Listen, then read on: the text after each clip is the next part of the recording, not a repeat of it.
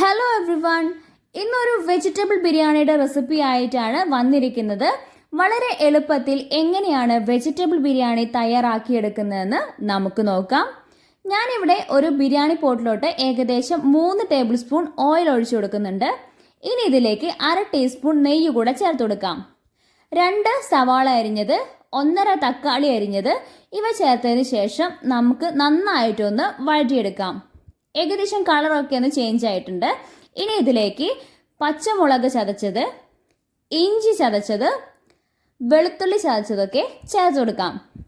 ഇനി ഇത് നന്നായിട്ടൊന്ന് വഴറ്റിയെടുക്കണം. ഏകദേശം ഒന്ന് പാകമായിട്ടുണ്ട്. ഇനി നമുക്കിതിലോട്ട് ഒരു 1/4 കപ്പ് തൈര് ചേർത്ത് കൊടുക്കാം. ഏകദേശം നല്ല പുളിയുള്ള തൈരാണ്.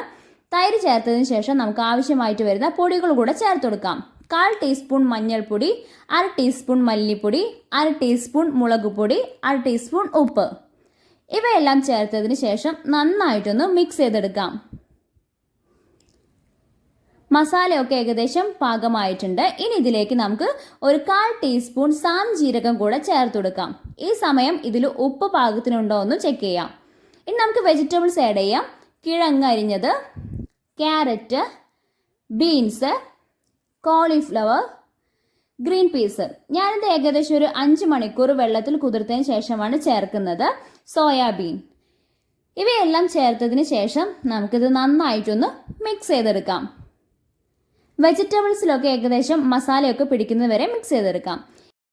ഇത് 2 സവാള വറുത്തെടുത്തതാണ്. ഇത് നമുക്ക് വെജിറ്റബിൾസിന്റെ മുകളിലോട്ട് ആഡ് ചെയ്ത് കൊടുക്കാം. ഞാനിത് നന്നായിട്ടൊന്ന് സ്പ്രെഡ് ചെയ്തെടുക്കുന്നുണ്ട് കേട്ടോ. ശേഷം ഇത് നമുക്ക് നന്നായിട്ടൊന്ന് മിക്സ് ചെയ്തെടുക്കാം. ഇനി കുറച്ച് സമയം ഇതൊന്ന് അടച്ച് വേവിച്ചെടുക്കാം.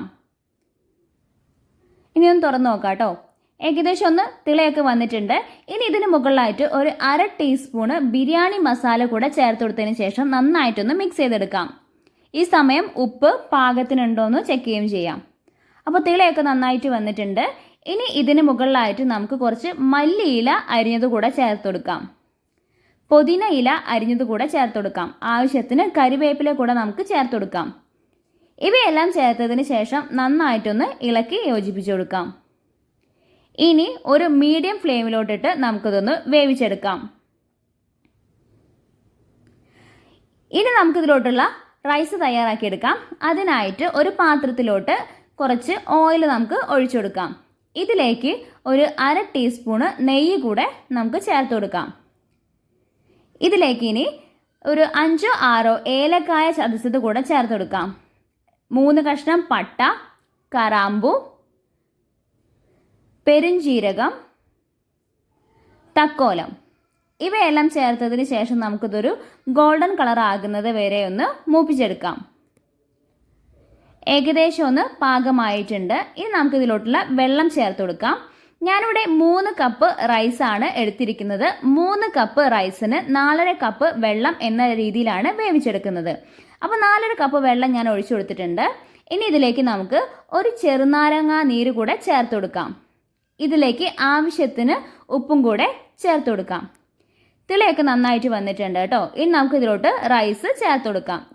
ഞാൻ ഈ റൈസ് ഏകദേശം 20 മിനിറ്റ് വെള്ളത്തിലൊന്ന് കഴുകി കുതിർക്കാൻ വേണ്ടി വെച്ചിട്ടുണ്ടായിരുന്നു. അതിനുശേഷമാണ് വേവിച്ചെടുക്കുന്നത് കേട്ടോ. അപ്പോൾ നമുക്ക് നമ്മുടെ റൈസ് കുറച്ച് നേരം ഒന്ന് വേവിച്ചെടുക്കാം. ഇനി നമുക്ക് നമ്മുടെ മസാലയൊക്കെ ഒന്ന് പാകമായിട്ടുണ്ടോ എന്ന് ചെക്ക് ചെയ്യാം. വെജിറ്റബിൾസ് ഒക്കെ ഒന്ന് പാകമായിട്ട് വെന്തിട്ടുണ്ട്. മസാലയൊക്കെ നന്നായിട്ടൊന്ന് കുറുകി വന്നിട്ടുണ്ട് കേട്ടോ. ഇനി നമുക്ക് ഇതിൽ നിന്ന് കുറച്ച് മസാലയൊന്ന് മാറ്റി വെക്കാം. കാരണം നമ്മളിത് ലെയർ ആയിട്ട് ദമ്മിടുകയാണ് ചെയ്യുന്നത്. അപ്പോൾ ഇതിൽ നിന്ന് കുറച്ച് മസാല നമുക്ക് വേറൊരു പാത്രത്തിലോട്ട് മാറ്റി വെക്കാം. മസാലയെല്ലാം മാറ്റി വെച്ചതിന് ശേഷം നമുക്ക് ഇതിലോട്ട് വേവിച്ച് വെച്ചിരിക്കുന്ന റൈസ് കൂടെ ചേർത്ത് കൊടുക്കാം. ആദ്യത്തെ ലെയർ നമുക്ക് ഇട്ട് കൊടുക്കാം. ആദ്യത്തെ ലെയർ ഇട്ടതിന് ശേഷം നമുക്ക് ഇതിലോട്ട് പുതിനയില, മല്ലിയില, പിന്നെ വറുത്ത് വെച്ചിരിക്കുന്ന ഉള്ളി എന്നിവ ചേർത്ത് കൊടുക്കാം. ഇനി ഇതിന് മുകളിലായിട്ട് നമ്മൾ മാറ്റി വെച്ചിരിക്കുന്ന മസാല കൂടെ സ്പ്രെഡ് ചെയ്ത് കൊടുക്കാം. ഇതിന് മുകളിലായിട്ട് കുറച്ച് റൈസ് കൂടെ ചേർത്ത് കൊടുക്കാം. ഇനി ഒരു 1/4 കപ്പ് പാല് നമുക്ക് എടുത്തിട്ട് ഇതിലോട്ട് കുറച്ച് മഞ്ഞൾപ്പൊടി കൂടെ ചേർത്ത് കൊടുക്കാം. എന്നിട്ട് ഇത് നന്നായിട്ടൊന്ന് മിക്സ് ചെയ്തെടുക്കാം. നമ്മൾ തയ്യാറാക്കി വെച്ചിരിക്കുന്ന ലെയറിന് മുകളിലായിട്ട് ഒന്ന് സ്പ്രെഡ് ചെയ്ത് കൊടുക്കാം. ഇതൊന്ന് കളർ കിട്ടാൻ വേണ്ടിയിട്ടാണ് ഇങ്ങനെ ചെയ്തെടുക്കുന്നത്. ഇനി ഇതിന് മുകളിലായിട്ട് മല്ലിയില, പുതിനയില, വറുത്ത് വെച്ചിരിക്കുന്ന ഉള്ളി എന്നിവ ചേർത്ത് കൊടുക്കാം. ഇനി ഏകദേശം ഒരു 20 മിനിറ്റ് നമുക്കിതൊന്ന് അടച്ചു വെക്കാം. ഏകദേശം ഒരു 20 മിനിറ്റ് ആയിട്ടുണ്ട് കേട്ടോ. ഇനി നമുക്കിതൊന്ന് തുറന്നു നോക്കാം. അപ്പോൾ നമ്മുടെ വെജിറ്റബിൾ ബിരിയാണി ഇവിടെ തയ്യാറായിട്ടുണ്ട് കേട്ടോ. റൈസൊക്കെ പാകമായിട്ട് വെന്തിട്ടുണ്ട്, ഒട്ടിപ്പോയിട്ടൊന്നുമില്ല കേട്ടോ. അപ്പോൾ നമ്മുടെ ഈസി റെസിപ്പി ആയിട്ടുള്ള വെജിറ്റബിൾ ബിരിയാണി എല്ലാവർക്കും ഇഷ്ടപ്പെട്ടെന്ന് കരുതുന്നു. നമ്മുടെ വീഡിയോ ഇഷ്ടപ്പെട്ടിട്ടുണ്ടെങ്കിൽ ലൈക്ക് ചെയ്യുക. നമ്മുടെ ചാനൽ സബ്സ്ക്രൈബ് ചെയ്യാൻ വീട്ടിൽ പോയിട്ടുണ്ടെങ്കിൽ സബ്സ്ക്രൈബ് ചെയ്യുക. അപ്പോൾ നമുക്ക് ഇതേപോലുള്ള പുതിയ റെസിപ്പികളുമായിട്ട് ഇനിയും കണ്ടുമുട്ടാം. അതുവരെ ബൈ.